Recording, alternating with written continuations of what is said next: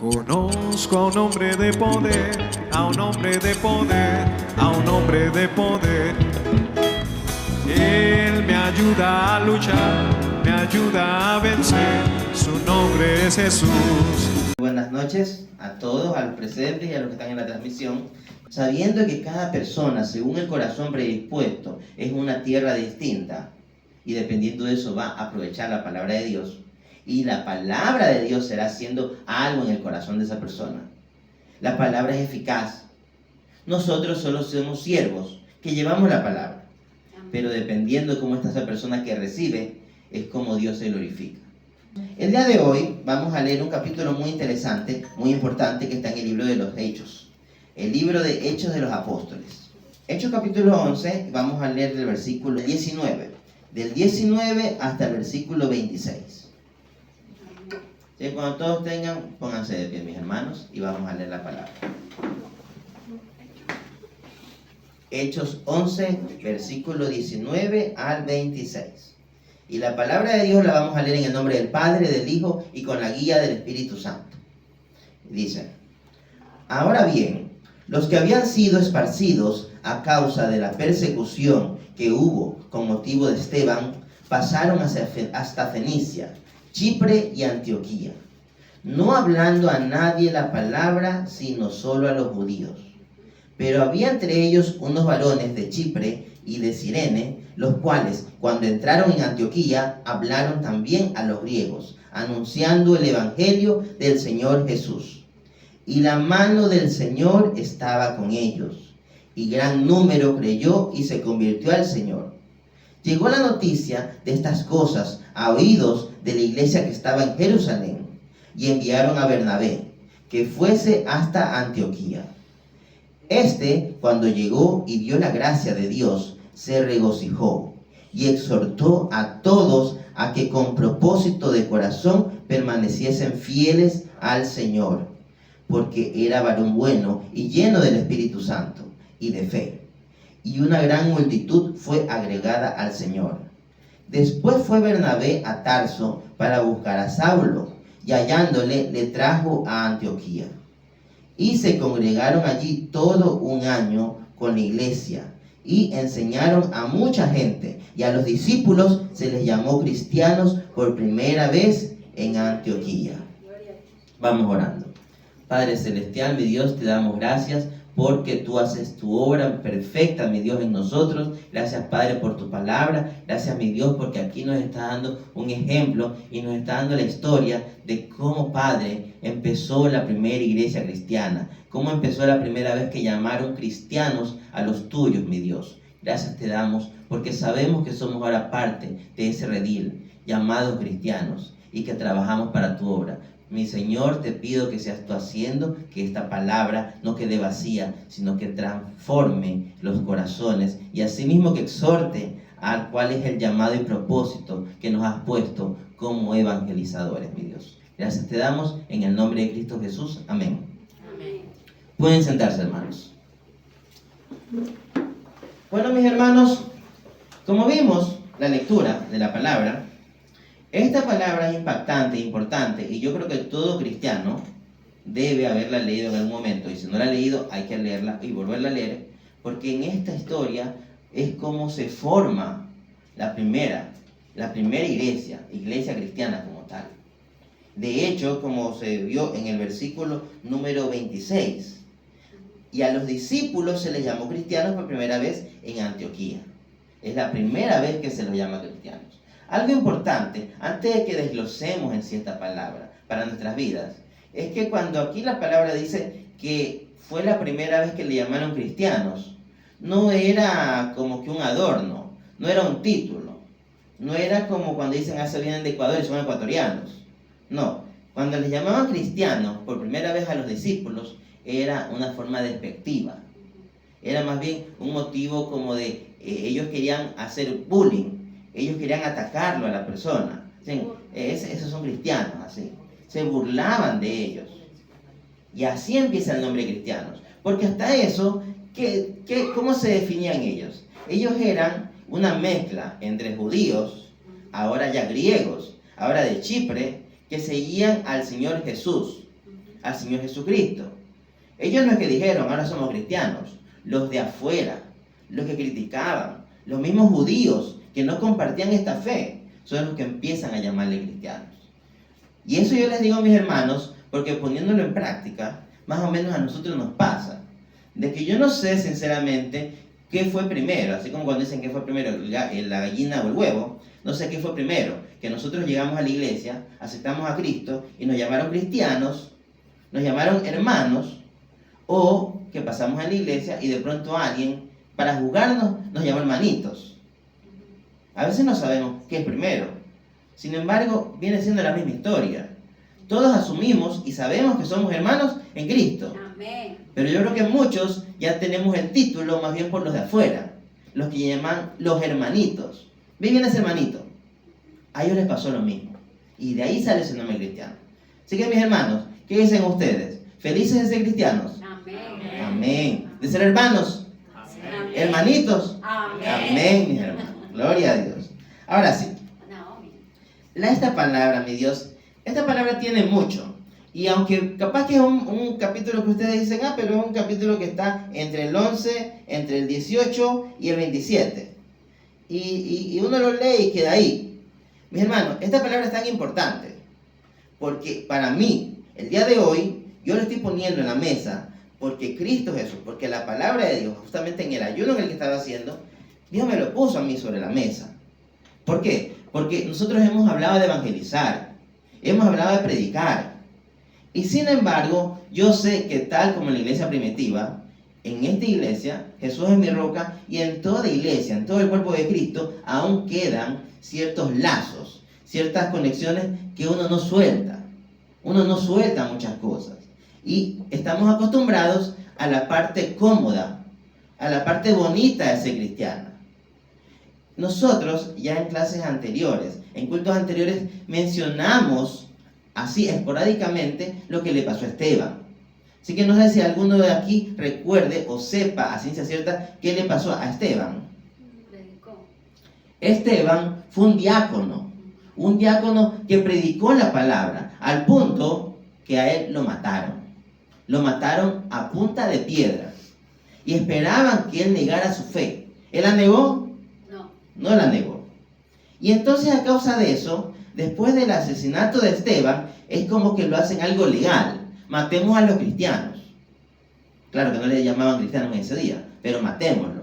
Y entonces empieza la persecución. Y eso es algo que yo muchas veces lo he hablado, porque de una u otra forma se ha hablado a veces con ciertas personas de esta congregación.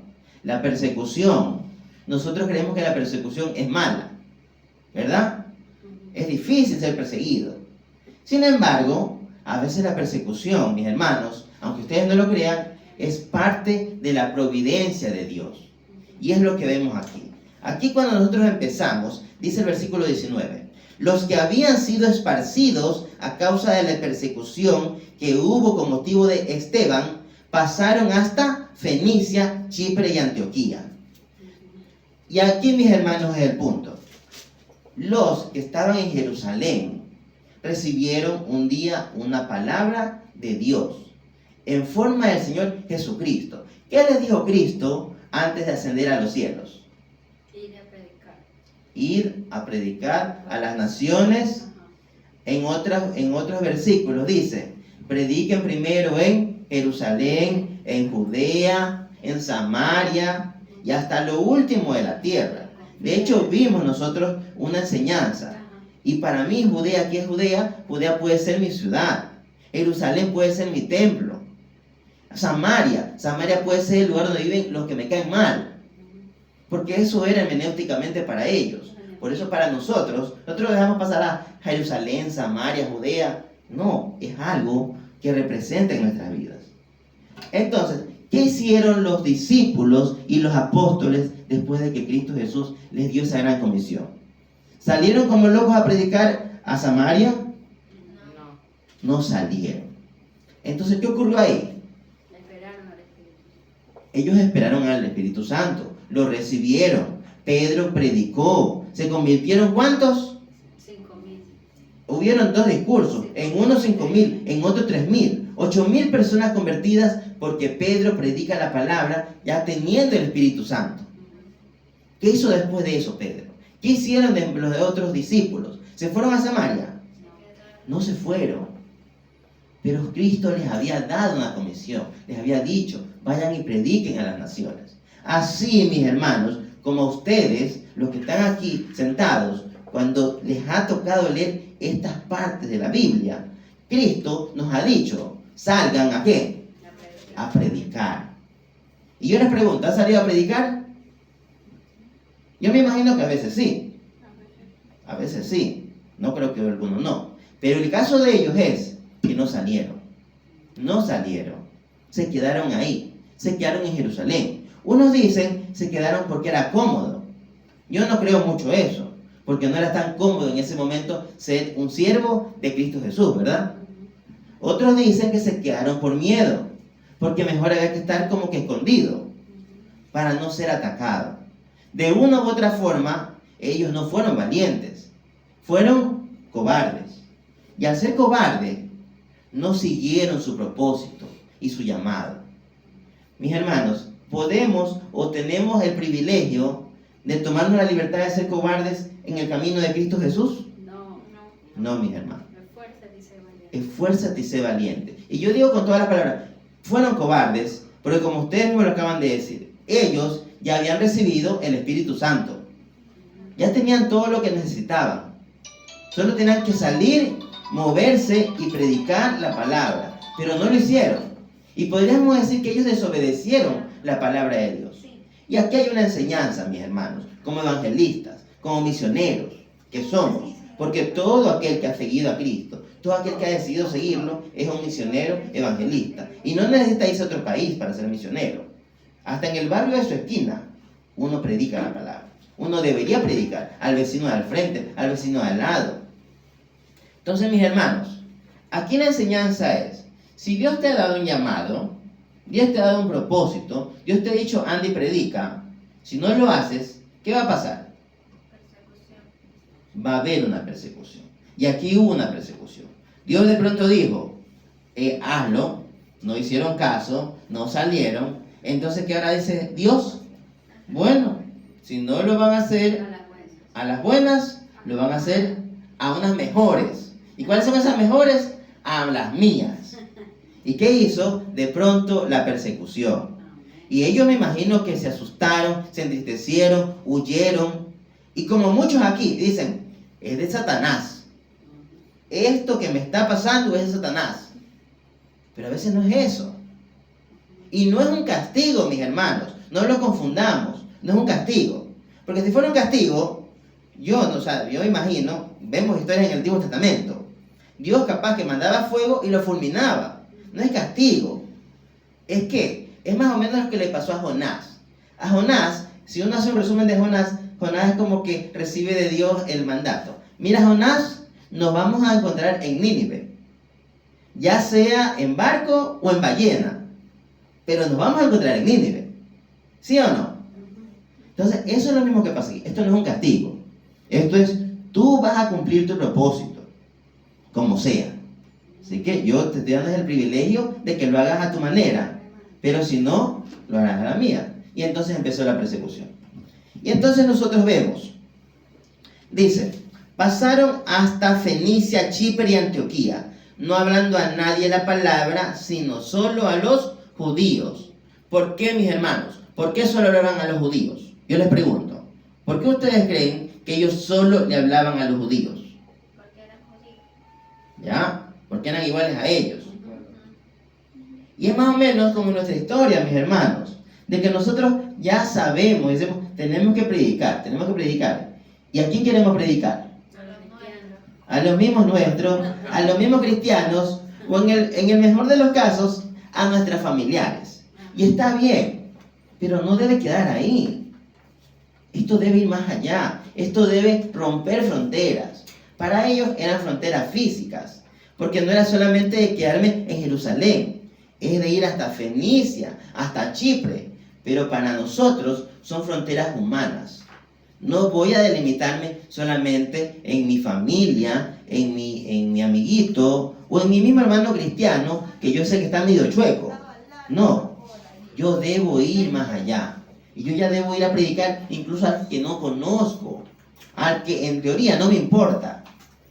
Que por cierto, como lo vimos también en alguna clase aquí, aún ese que a mí no me importa, yo debo amarlo, ¿verdad? Y esa es la razón por qué predicamos. Dice la palabra, debemos predicar a todo el mundo, pero no es con indiferencia, es con pasión, con amor. Porque digamos, si yo veo en la calle a alguien que yo no conozco, o a un samaritano, que en nuestro caso es al que nos cae mal, vemos en la calle a ese que nos cae mal, porque eso era para un judío predicarle a un samaritano. Es como que usted predique a un enemigo suyo. Pero usted le predica a ese enemigo, ¿por qué? No porque a usted le caiga bien, sino porque usted sabe que Dios envió a su Hijo Jesucristo para morir por él. Entonces, Dios lo ama a él. Si él lo ama a él, yo debo amarlo a él. Y es súper sencillo de entender. Es más o menos, yo tengo un amigo, un hermano, y digamos, mi hijo le pide un favor, se lo va a hacer, ¿no? Y no necesariamente por él, sino porque él me estima a mí. Lo mismo pasa con la predicación. Yo le voy a predicar a ese porque yo amo a Dios. Y yo sé que Dios lo ama a él. Y así predicamos. Entonces el punto es que finalmente, si vemos el versículo 20, pero había entre ellos unos varones de Chipre y de Cirene, los cuales cuando entraron en Antioquía, hablaron también a los griegos, anunciando el evangelio del Señor Jesús. Y entonces, mi hermano, aquí es cuando empieza. Este es el cambio, el gran cambio que hubo en ellos y que debe haber en nosotros. Que unos que eran de Chipre y de Cirene, que por cierto son anónimos, son desconocidos, nunca dicen sus nombres. Ellos son los primeros en predicar a los griegos. Y algo importante, mis hermanos, si nosotros sabemos que los perseguidos salieron de Jerusalén, ¿verdad? Pero estos no son de Jerusalén. Esto dice que son de Chipre y de Cirene. ¿Qué les da a entender eso, hermanos? ¿Quiénes fueron los que primero empezaron a predicar a todos en Antioquía? Y no lo dice la palabra, pero yo entiendo, mis hermanos, y lo pongo en el contexto para que ustedes también lo noten. Si decimos que los que salieron perseguidos eran de Jerusalén, eran judíos, de una u otra forma eran judíos, y ellos van a Chipre, también van ¿a dónde? A Fenicia, y por último dejan Antioquía. Y parece que al final quienes entran en Antioquía son unos anónimos, no sabemos quiénes son, de Chipre y de Cirene. Esto, mis hermanos, es muy parecido a algo que es muy valioso en nuestra vida cristiana, mis hermanos. Algo que pasa, y eso ustedes lo pueden ver en el Evangelio.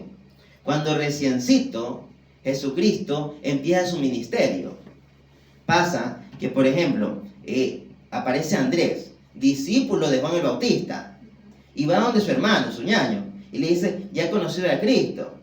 Y luego este va a otro, y va pasando la voz.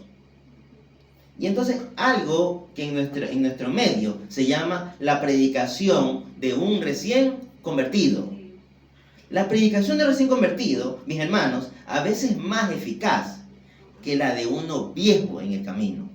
¿Por qué? Porque ese que recién está convertido está tan feliz, está tan gozoso, que al primero que ve quiere decirle. Él ni siquiera sabe lo que es evangelizar, no sabe lo que es predicar, pero simplemente quiere dar la buena noticia. Si sabes, yo conocí algo importante, conocí a Cristo y Él me cambió. Entonces, esto es lo que yo veo aquí. Son los que habían sido evangelizados en Chipre, los recién convertidos. Ellos, los que no tomaron protocolo, no tuvieron vergüenza, no tuvieron prejuicios, no que solo le hablemos a los judíos. Como ellos, y yo me imagino, yo soy uno de Chipre, yo soy un fenicio, yo quiero que se convierta otro de Chipre, ¿verdad? Otro griego. Y son estos anónimos los que entran en Antioquía y predican la palabra. ¿Y qué pasa? Dicen, los cuales, cuando entraron en Antioquía, hermanos, por los que recién entramos, estamos en Hechos, capítulo 11, versículos ahorita estamos por el 20. 11, versículo 20 en adelante.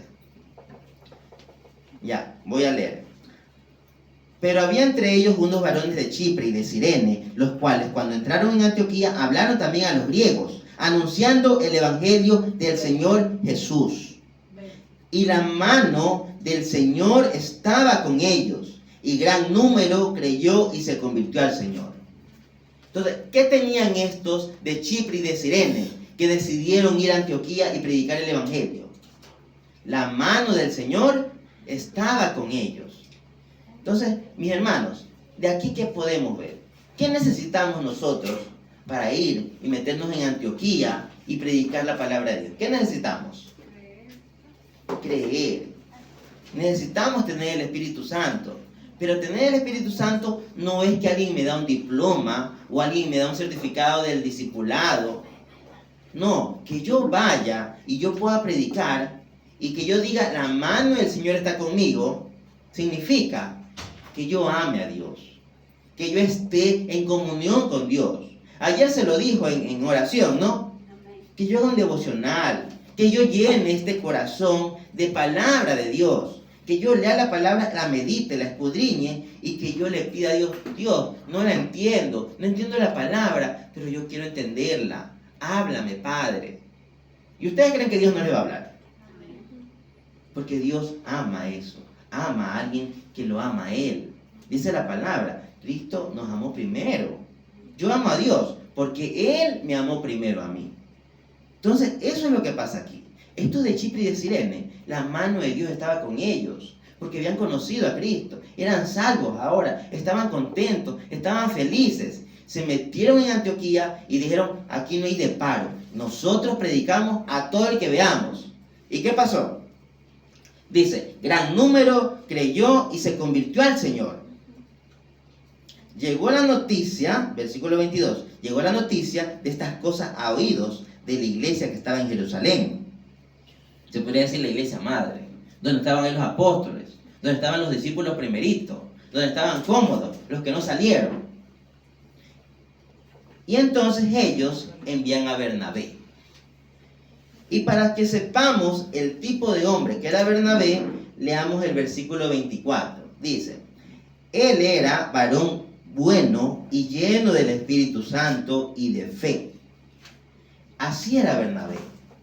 Yo le digo, ¿qué hizo la iglesia? ¿Qué hizo la iglesia en Jerusalén?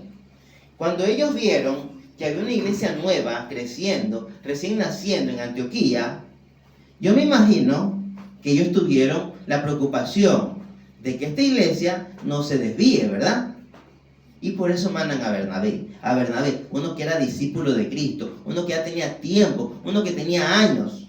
Y le dicen, anda a esa iglesia. Y él fue a esa iglesia. Tal cual, mis hermanos, como que si así, o sea, alguien recién convertido, unos cuantos, dicen, yo voy a predicar en esta esquina, y empiezan a predicar. Y la palabra de Dios cae en buena tierra. Y esas personas, primero son unas, luego asisten 2, luego asisten 5. Una célula se podría hacer, ¿sí o no, mis hermanos? Y entonces, ¿qué haría la iglesia que respalda esa obra? Mandemos a alguien para que vea qué está pasando. Y entonces va un Bernabé allá. Y entonces, ¿qué pasa aquí, mis hermanos? Versículo 23. Bernabé, cuando llegó y vio la gracia de Dios, se regocijó y exhortó a todos a que con propósito de corazón permaneciesen fieles al Señor. No sabemos, mis hermanos, qué esperaba ver Bernabé. Como yo les digo, y viendo otros escritos de la Biblia, y sobre todo de la iglesia de Jerusalén, sabemos que muchos de los judíos, que fueron los primeros, los apóstoles, a excepción de un Pedro, a excepción de un Pablo, ellos eran un poco conservadores, ¿verdad, mis hermanos? Entonces les preocupaba que los nuevos convertidos de pronto no siguieran lo que Cristo había enseñado. Entonces hay que ver cuál era el pensamiento de Bernabé cuando va allá. Capaz Bernabé tenía pensado, capaz que ve un griego que está haciendo algo medio raro, medio chueco. Pero aquí el escrito, aunque es un simple versículo, es como que uno ve el asombro en Bernabé. Porque él al final no es que vio algo mal, algo bien. Dice que él vio la gracia de Dios. La gracia. Si yo veo la gracia de Dios, es cuando yo veo algo donde no había, ahora veo que hay. Más o menos es como hablar de los huesos secos. La profecía de los huesos secos. Huesos que ya no tenían vida. Un pueblo que no tenía esperanza. O más o menos, mis hermanos, en nuestras vidas, cuando vemos al que está caído en la calle, el que veíamos que pedía caridad, se drogaba, fumaba, no había quien lo ayude, no había quien lo sane. Y de pronto nos llaman, predicador, pastor, venga y ayúdenos en la obra. Bueno, vamos. Y cuando veo al que siempre veía tirado en la calle, al que veía fumando, y ahora lo veo hablando de Dios. Entonces, eso es lo que ve Bernabé. Él vio la gracia de Dios. Vio a un chiprés, a un griego, a un fenicio predicar, hablar de la palabra. Y entonces él, lo único que él hace es exhortarlos a que permanezcan fieles en el Señor. Y ese es el siguiente paso, mis hermanos, de todo evangelista. Porque el evangelio no queda simplemente en que escuchen la palabra, que acepten a Cristo, se acabó. Si nosotros vemos que la semilla ya brotó, el corazón recibió la palabra y recibieron a Cristo Jesús, yo debo ahora ¿qué? Exhortarlos a que se mantengan firmes. ¿Y cómo hago eso? Les enseño más palabras, les aconsejo, les digo que oren, hagamos discipulado, hagamos célula, encontrémonos, hablemos de Dios. Eso es lo que se dedicó a hacer Bernabé. Y como Bernabé era un hombre, como dice la palabra, varón bueno, lleno del Espíritu Santo y lleno de fe. Cosas, mis hermanos, que son indispensables en nuestro trabajo evangelístico. Si nosotros estamos metidos en esta obra y estamos metidos desde el momento en que aceptamos a Cristo Jesús, nosotros debemos ser varones buenos, debemos estar llenos del Espíritu Santo y también debemos estar llenos de fe. Debemos tener fe. Eso ya se lo había dicho antes. Si yo voy a predicar la palabra, yo no voy a ir predicando con todo mi mente diciendo, capaz que nadie se convierte, pero igual yo voy. No podemos hacer eso. Debemos estar con toda esa idea de que todos los que escuchen la palabra hará la obra. En unos los va a transformar, en otros va a hacer que nazcan de nuevo, en otros va a ser juicio. Pero la palabra no va a regresar vacía, mis hermanos. ¿Por qué? Porque como ya lo hemos dicho tantas veces, y capaz parezca canción, pero yo no me avergüenzo del Evangelio, porque es poder de Dios para salvación. Y entonces vamos al otro punto. Versículo 25.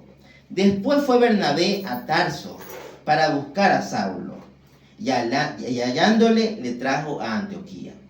Aquí hacemos un paréntesis, mis hermanos. ¿Quién era Saulo? Saulo casualmente fue uno de los que mató a Esteban. Otros dicen, él fue el que mató a Esteban. Otros dicen que él fue el que manejó todo, la lapidación de Esteban. Como sea, Saulo en el pasado había sido un perseguidor de cristianos. Pero ahora Saulo había aceptado a Cristo Jesús. Había conocido y se había transformado, había aceptado, se había bautizado. Pero para este tema, lo importante de Saulo, mis hermanos, es que al menos en ese tiempo no había nadie casi que supiera tanto de la palabra de Dios, sobre todo de la Torá, del Antiguo Testamento, como Saulo. Entonces lo que hace Bernabé aquí, Bernabé dice, bueno, yo voy a exhortar a mis hermanos, yo les voy a predicar, pero yo quiero que ahora estos hermanos, estos nuevos convertidos, no se queden ahí, no se queden nada más en la emoción, no se queden nada más tomando leche purita como para un bebé, un recién nacido. No, yo tengo que traer a uno que sí les va a dar comida de verdad, a uno que es un académico prácticamente, un maestro, y ese era Saulo. Entonces Bernabé se toma la molestia, estando en Antioquía. Bernabé tenía dos opciones, es más, muchos dicen que el trabajo de Bernabé aquí consistía en que él vaya a Antioquía, vea cómo estaba la obra y regrese ¿a dónde? A Jerusalén. Y les dé un informe. ¿Están bien? ¿Están mal? En realidad no es una doctrina falsa. Y se acababa. Pero Bernabé no. Él fue más allá. Él no siguió órdenes de hombres. Él siguió el propósito que le había puesto a Dios. Y entonces cuando él hace la milla extra, ¿y cuál es esa milla extra? Que él dice, yo voy a traer a alguien experto, yo voy a traer a Saulo. Y entonces imaginémonos, hermanos, nosotros aquí tenemos caminos, tenemos autos, tenemos taxi, tenemos tren, tenemos avión. Ellos no tenían eso. Así que después de la dificultad que tiene Bernabé para ir a Antioquía, ahora él tiene que viajar ¿a dónde? A Tarso. Y lo va a buscar a Saulo y lo trae. Yo, ¿por qué les digo, hermanos, esto y estoy dando estas vueltas en esto? Porque yo quiero que otra cosa importante, mis hermanos, como predicadores, como evangelistas, es invertir. Porque yo les digo, ¿Bernabé invirtió o no invirtió? ¿Y qué invirtió Bernabé? Invirtió tiempo, invirtió dinero seguramente. Posiblemente muchos dirán, no, pero la iglesia de Jerusalén le ha dado viáticos. No lo sabemos, hermanos. Pero desde el punto de vista que nadie ya le dijo, oye Bernabé, ándate a Tarso. Yo no creo que al menos lo que él gastó en Tarso, se lo dio a Jerusalén. Eso lo puso él. Y su tiempo nadie se lo devuelve. Además de eso, había muchas cosas importantes. Había persecución, como hemos dicho. La persecución es en el caldo en el cual se está fabricando toda esta historia, ¿verdad, mis hermanos? Y aún en plena persecución, Bernabé se toma el trabajo de ir de viaje, no sé, en caballo, en caravana, y fue a buscar a Saulo. Entonces, mis hermanos, nosotros, aunque a veces se nos haga difícil, complicado, pero amar a Dios es invertir.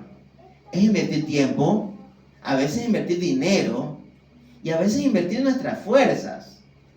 Porque a veces el dinero, como dicen, el dinero se hace, ¿no? El tiempo se desperdicia. Pero las fuerzas, a veces ni siquiera las tenemos. Ya no tenemos fuerzas. A veces ya no tenemos fuerzas ni para alzar los brazos. Y entonces, ¿qué hacemos ahí, mis hermanos? Le pedimos a Dios. Y Dios nos hará la fuerza. Se cumple la palabra que dice que si haces tú mis mandamientos, tú pídeme lo que tú quieras y yo te lo daré. ¿Dice o no dice eso el Evangelio?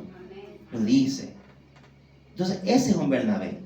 Y eso, mis hermanos, así como Él los exhortó a ellos a que permanezcan fieles en el Señor, el día de hoy yo los exhorto a ustedes a que así tal cual como esos dos o tres desconocidos de Chipre y de Cirene, que nunca va a saber nadie quiénes son, pero que ellos, con haberse atrevido a hacer en obediencia lo que Cristo había mandado, ellos lo hicieron. Ellos se metieron en Antioquía y ellos predicaron la palabra y la predicaron sin prejuicio. O un Bernabé que cuando él vino, él no hizo solo su trabajo. Porque es muy cómodo decir, yo soy el líder de alabanza, yo soy el líder de danza, yo soy el líder de... algún líder del ministerio de multimedia. Disculpen, se me viene solamente. Ya. Y digo, como soy de multimedia, solo hago multimedia. Como soy de danza, solo hago danza. Como soy de oración, solo los martes yo trabajo. No, mis hermanos. Bernabé pudo haber dicho, mi trabajo único era venir acá y comprobar que estaba bien, regresarme, se acabó. ¿Lo hizo? No. Él no se conformó. Él fue más allá. Por eso, mis hermanos, si estamos en esta obra, en la buena obra, una obra que no es humana, una obra que es de Dios, nosotros debemos invertir. Debemos invertir tiempo, debemos dar la milla extra. Y si tenemos que movernos, aún donde nosotros no habíamos planificado, nos tenemos que mover, mis hermanos. Pero lo que yo les puedo asegurar es algo. Porque yo me imagino, ahorita muchos están preguntándose, pero invertir tiempo, dinero, y yo ya tengo un plan de vida, yo todo lo organizo, yo no puedo salirme de mi ruta. Yo les digo, mis hermanos, cuando nosotros invertimos algo en Dios, en su obra, algo que no tenemos, ya sea tiempo, dinero, fuerzas, o incluso el acomodo de mis planes, Dios no va a dejar eso en vano. Dios va a tomarlo y Dios le dará recompensa. Y yo lo puedo garantizar. Lo puedo garantizar con mi vida, lo puedo garantizar con la vida de muchos que está en ese camino. Lo puedo garantizar con cualquiera de los hombres de los que habla esta santa palabra, mis hermanos. Así que yo les digo, nadie pierde cuando invierte en Dios. No sé si ganarán el que invierte en la bolsa, el que invierte en empresas nuevas, el que invierte en su trabajo. Pero en Cristo Jesús, si se invierte, nadie pierde, mis hermanos. Para culminar, mis hermanos, versículo 26. Y se congregaron allí todo un año con la iglesia y enseñaron a mucha gente. Y a los discípulos se les llamó cristianos por primera vez en Antioquía. ¿Quiénes se congregaron todo un año en esa iglesia? Pablo y Bernabé. O sea, lo importante, mis hermanos, de la obra. Porque como les dije, Bernabé no era de esa iglesia. Bernabé era de Jerusalén. Pablo era de Tarso. Pero ellos, con tal de hacer la obra que Dios había puesto, dejaron su comodidad y un año ellos se congregaron. Y esa palabrita congregaron es lo mismo que nosotros hacemos. Nosotros nos congregamos, ¿verdad? Y eso es un llamado, mis hermanos. Porque muchos pensamos que solamente predicamos y evangelizamos afuera. Pero a veces aquí mismo debemos estar para hacer la obra de Dios. De hecho, eso se habló cuando Dios les dijo, prediquen en Samaria, en Judea, en Jerusalén. Cuando hablaba de Jerusalén, era en el templo, en la misma iglesia. Ahí tienes que trabajar en la obra. Así que, mis hermanos, no perdamos tiempo. Ya sea afuera o adentro, hablemos de Dios. Y si vemos a alguien que está caído, hablemosle de Dios. Si es de afuera, metámoslo a la iglesia para que escuche la palabra. Y si es de adentro, llevémosle la palabra para que se dé cuenta qué debe hacer para que crezca en el Señor. Pero debemos predicar la palabra, siempre, dentro y fuera de tiempo. Y como dice aquí la palabra de Dios, ellos se congregaron un año, ¿pero qué? Aquí es cuando empezaron a llamarlos cristianos. Y solamente para que lo sepan, la iglesia de Antioquía, ya lo dije antes, pero la iglesia de Antioquía es la primera iglesia constituida como una iglesia cristiana. Es la primera. Porque incluso la iglesia de Jerusalén, aunque ya estaban los apóstoles, no tenía eso de llamarse iglesia cristiana. Pero en cambio esta sí. Y de hecho, para todos los que se hayan leído el Nuevo Testamento, cuando vean las cartas de Pablo, porque Pablo es el mismo Saulo, el viajero, el que se movió casi por todo el mundo llevando la prédica del Evangelio, la palabra pura y perfecta, la semilla preciosa, el Evangelio sin mancha. Él no era mandado por Jerusalén. Él era enviado por Antioquía. Muchos piensan que Pablo, y Pablo lo ven, el apóstol Pablo, que Pablo daba respaldo a Antioquía, porque él era el maestro. Y no, mis hermanos. La iglesia de Antioquía, con los que se congregaban, ellos eran los que mandaban a Pablo más bien, a sus viajes misioneros. Entonces, ese es el poder de una iglesia. Ese es el poder de la iglesia de Cristo, recién empezando. Cuando está la palabra de Dios, tiene el poder. Puede ser pequeñita, puede ser como esta iglesia, mis hermanos.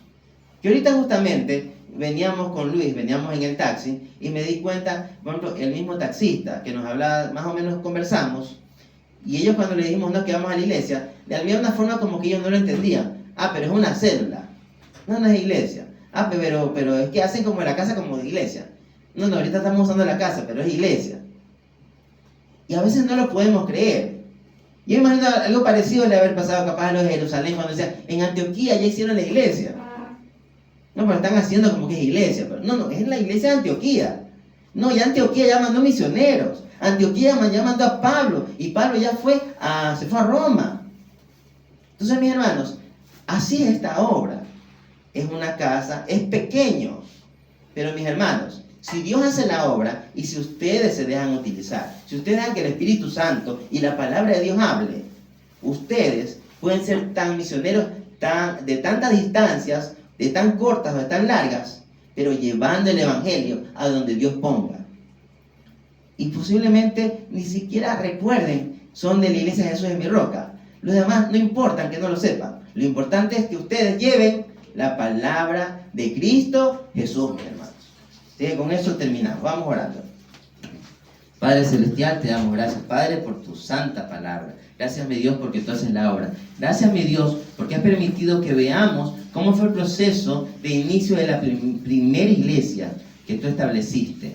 Y la estableciste con personas griegas, con aquellos que seguramente otros desecharon, pero así estableciste. Asimismo, Padre, gracias, mi Dios, por el privilegio, porque has establecido esta iglesia. Jesús es mi roca, seguramente con muchos que ya habíamos sido descalificados, rechazados, lo vil tomaste, pero has permitido que ahorita seamos los portadores de tu santa palabra y que llevemos esa palabra limpia, pura, perfecta, que es tu evangelio, a todo aquel que quiera escucharlo y aún al que no quiera escucharlo, pero llevamos tu palabra. Gracias te damos en el nombre de Cristo Jesús. Amén. Dios le bendiga, mis hermanos. Conozco a un hombre de poder, a un hombre de poder, a un hombre de poder.